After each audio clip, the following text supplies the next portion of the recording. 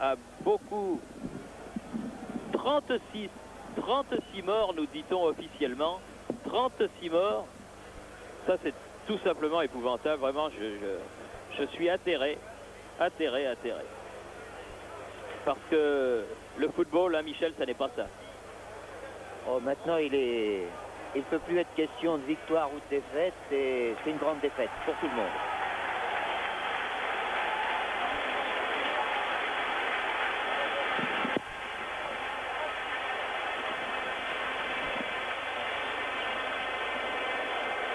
Alors qu'il y a des joueurs de la Juve qui sont venus au milieu, vous voyez Cabrini, là, le numéro 3, qui sont venus voir leurs supporters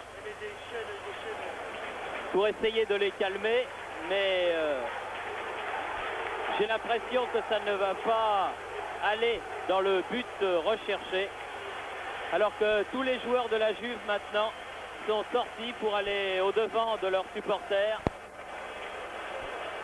Courageusement d'ailleurs, parce qu'avec une telle foule, on ne sait pas ce qui peut se passer, mais on peut voir tous les joueurs essayer de créer un climat pour que le match puisse se dérouler.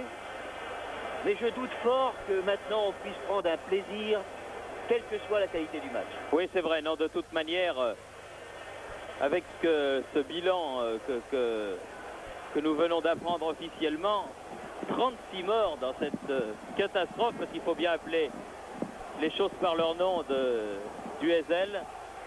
Vraiment, le football n'a plus vraiment aucune raison d'être.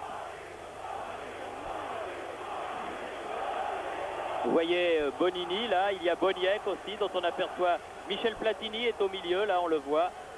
Mais ils n'arrivent pas vraiment à atteindre leur objectif, c'est-à-dire qu'il faudrait que les supporters retournent. Vous voyez Gaetano Chirea qui revient avec Bonini. Oui, je crois que là, pour faire entendre raison à qui que ce soit, je crois que c'est impossible. C'est impossible de faire entendre raison, même à des supporters de la Juve qui ont été très calmes.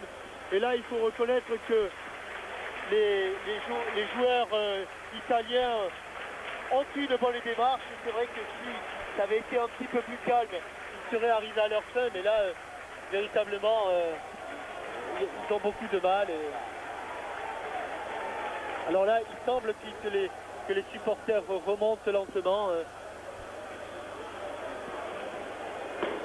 Oui, il semble qu'ils repartent dans leur tribune. Enfin, on est bien loin du football. Cabrini, là. Brio. En tout cas... Vous voyez, on aperçoit Michel Platini au milieu de la mêlée, là.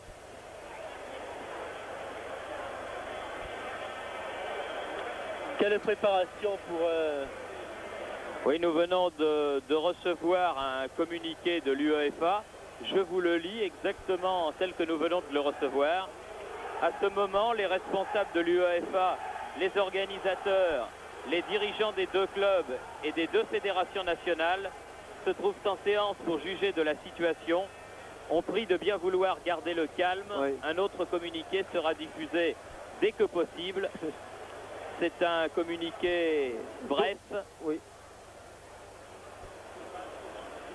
Mais je crois que, honnêtement, il serait très difficile, Michel, de jouer cette finale dans ce Oui, climat. mais il est également très difficile de ne pas la jouer parce que le public n'est pas au courant de tout.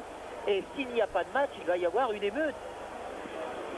Parce que nous savons ce qui s'est passé, nous connaissons le nombre de blessés, peut-être le nombre de morts, mais le public l'ignore. Et on ne voit pas comment on va pouvoir lui expliquer qu'il ne va pas y avoir de match entre les Anglais et entre les Italiens. Est-ce que ça va pas être pire que de jouer?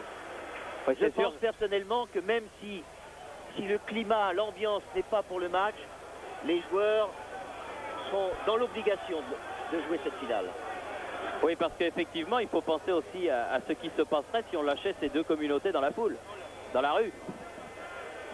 Donc il y a pour les dirigeants du UEFA un dilemme très grand et la décision doit être très difficile à prendre.